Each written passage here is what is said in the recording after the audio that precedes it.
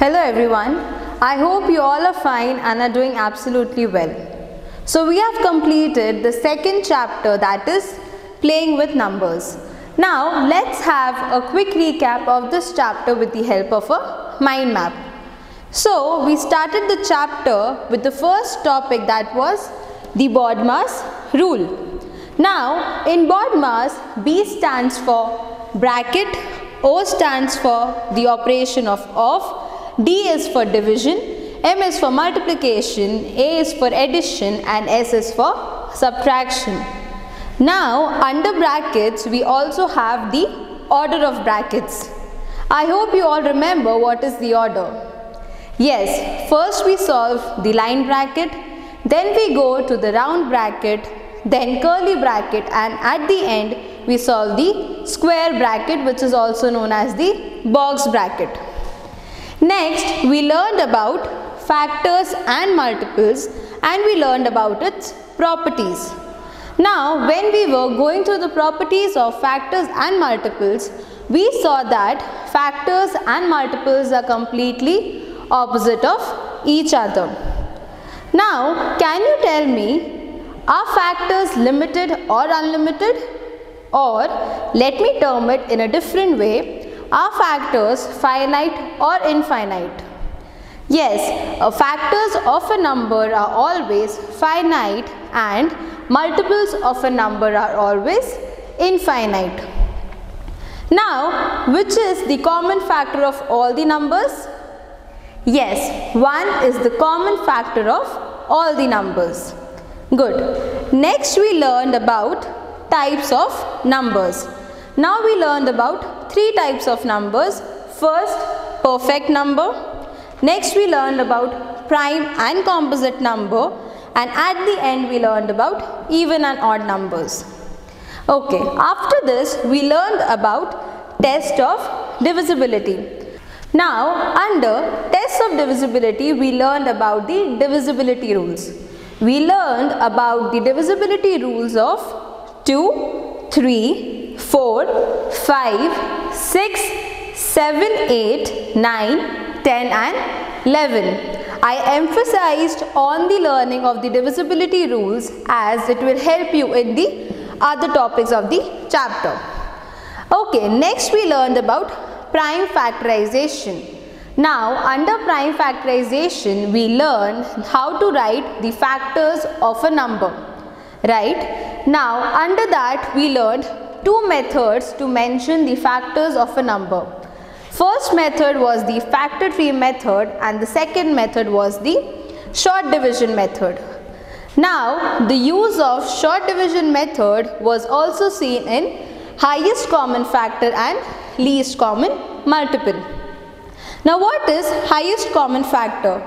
We learned that highest common factor is also known as HCF of a number. Under that we learned how to find HCF using prime factorization method, where we use the short division method to find the answer, and the second method was the long division method for HCF.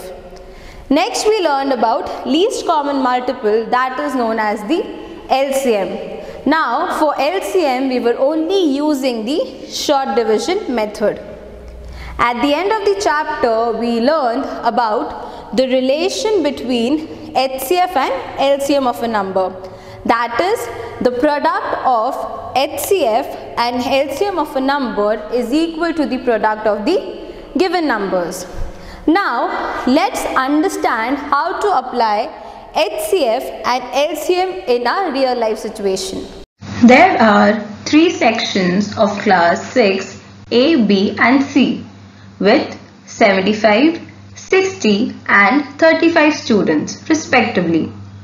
During the physical training class, all students stand in a pattern such that there are equal number of students in each row.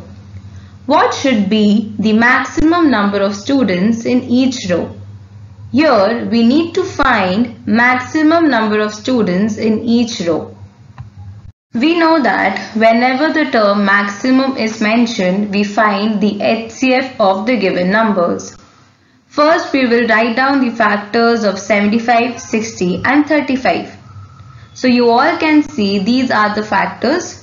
Now we will circle the common number which is occurring in all the three numbers.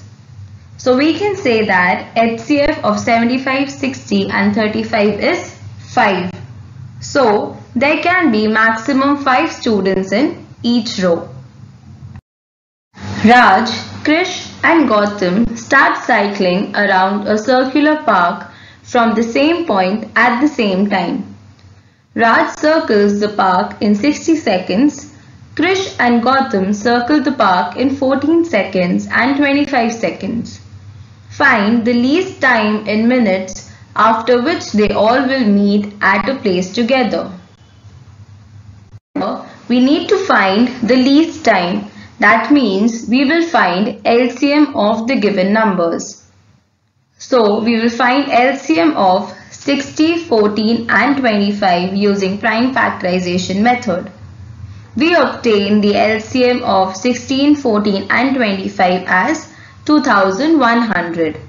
That means Raj, Krish and Gautam will meet each other after 2100 seconds, that is 35 minutes. So, in the above example, we learned the real life application of HCF and LCM. So students, we have completed the second chapter, that is playing with numbers. Practice all the questions which are given in the textbook. Thank you and have a nice day.